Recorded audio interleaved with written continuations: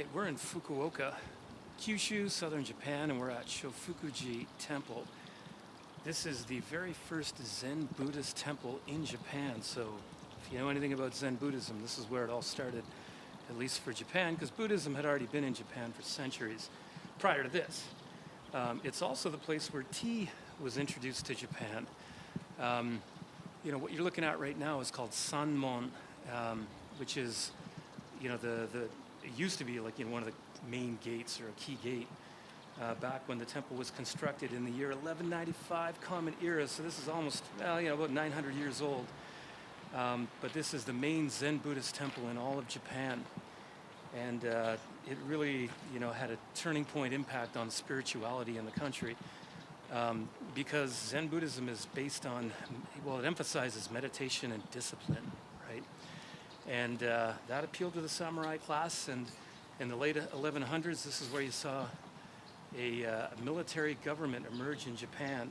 And so with the samurai warrior class giving so much dedication to Zen Buddhism, obviously it was going to take root. And this temple has survived many destructive wars, fires, and things like that. Now, probably wondering, how did it start?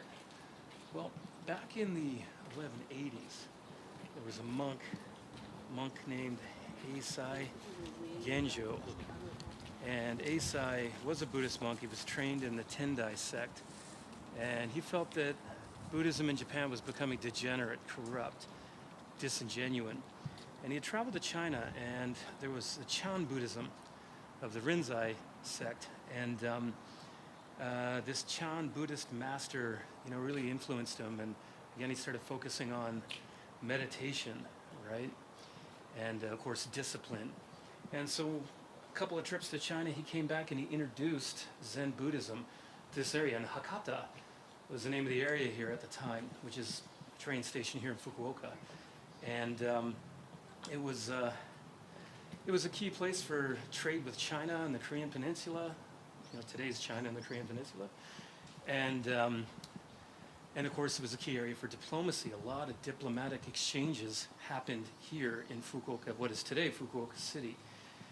And there was a powerful lord named Yoritomo no Minamoto. Well, Minamoto no Yoritomo, to get it right. And he sponsored like 900 meters squared for the original grounds for this temple. There's some cemeteries back here. Obviously, we're not going in there because we're not allowed.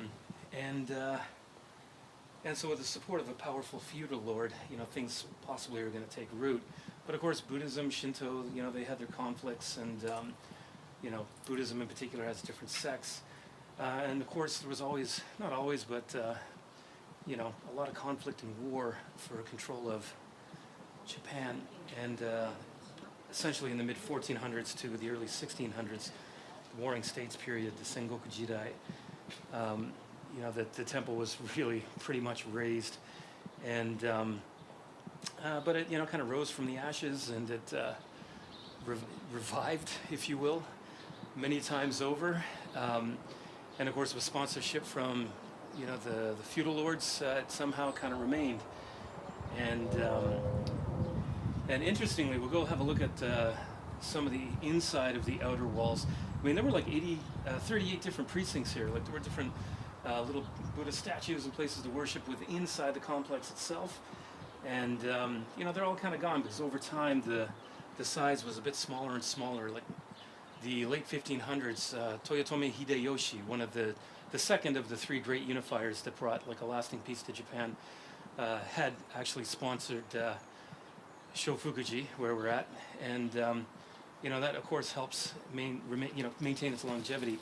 When the Meiji government came to power in the late 1868, and then started separating Shinto and Buddhism, as well as focusing on Shinto as a state religion, somehow Shōfuku-ji survived. And interestingly, Eisai also brought some seeds for tea here to what was then really an extremely important point for trade and diplomacy, much like Nagasaki. And Chan Buddhism in China, in Buddhist master that inspired him. So looking here, you can see on the walls, you've got with the mud, right? Plaster, whatever you want to call it, mixed in with rocks. And mixed in with those tiles, roof tiles that were collected from the destruction in conflicts. And on the outside, this is covered over, but on the inside you can see these. Kind of shows the resilience of the temple and, rising from the ashes again and again and again. And so this is the back side of the main gate, what used to be the main gate just before the temple. In here there's some, apparently some famous paintings and poems and calligraphy that's been housed by, I think Ensho or Eisai, I can't remember the name specifically, but, it's a place of prominence when some of the, literary and artistic scholars of the ancient times are housed here. We're going to walk over to the bell here. Remember, there were a lot of buildings here before, but they were destroyed by fire, destroyed by war. There was a longer road here, or walkway, that was lined with trees that is obviously now shortened. We'll get a closer look at the bell here. We can't go inside and look at the bell, unfortunately. If you look over here too, I think it's interesting that you can see the monks have cleared just the leaves just slightly, but in a pattern, almost like a wave if you were to look at it from the other side. And so this is the bell. Go through the door and walk up top and ring the bell at certain points in the day.